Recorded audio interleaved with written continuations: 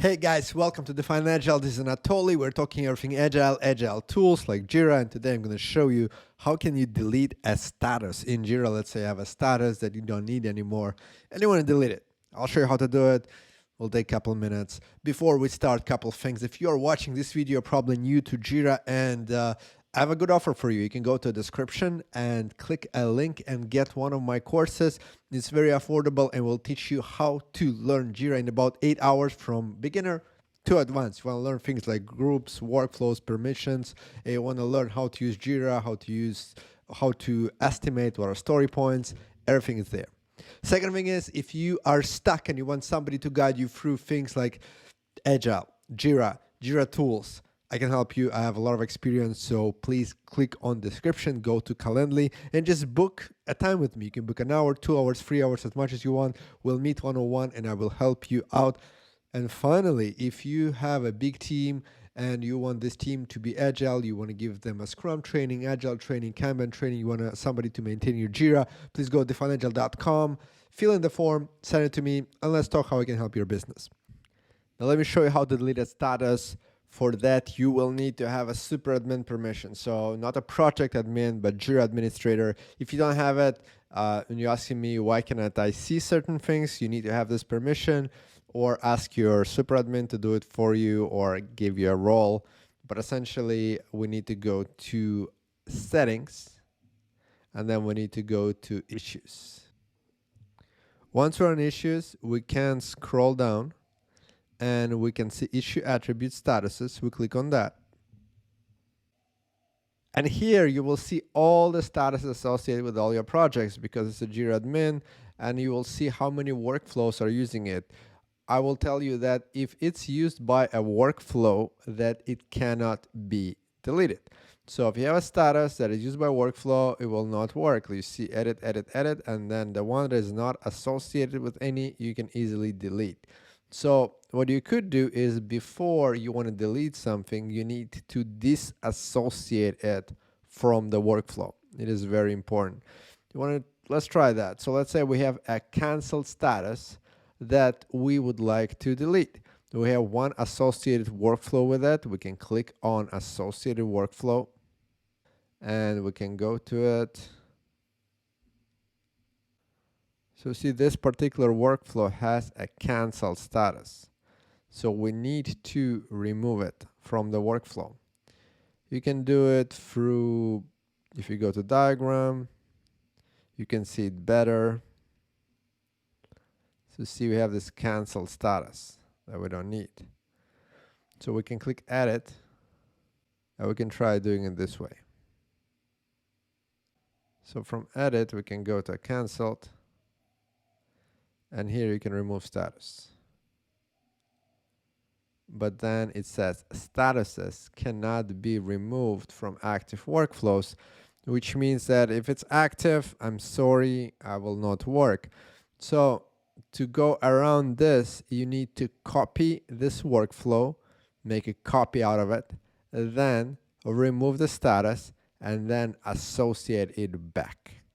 So it's not easy. This is a little bit more advanced, but this is how it works. So we need to go to workflows and find the workflow. Right now we're looking at software simplified workflow for project can. So we go to workflows. We need to find one. I have a lot. You probably have a lot too. Here it is. You click on three dots. You click on copy. Here you need to give the name.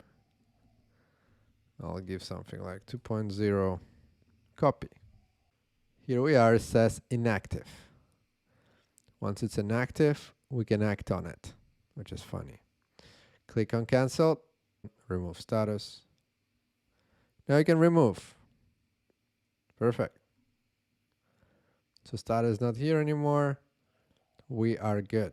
So we can look at text now. So we don't have canceled here anymore. So we disassociated with. But now we need to make sure that this workflow is active. And that is the next step. For that, we go to workflows.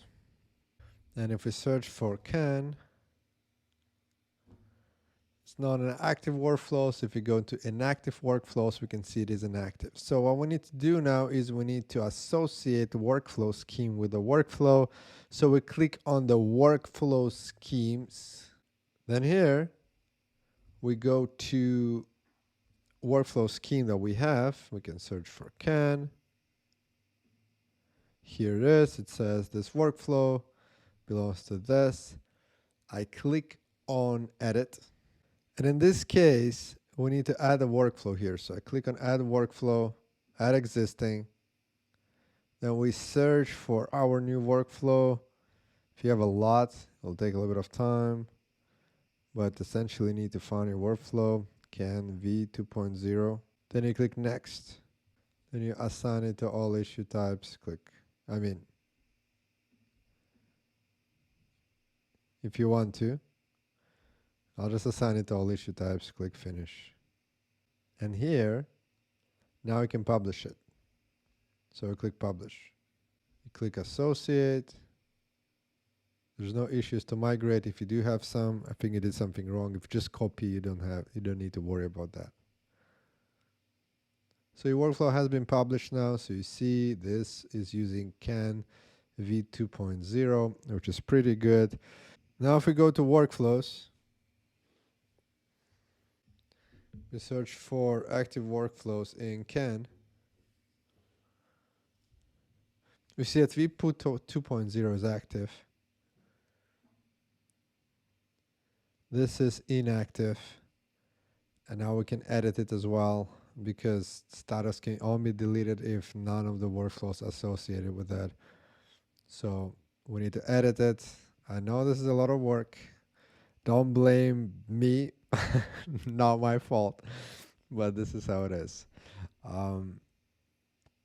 So here we can go and click on diagram, let's say.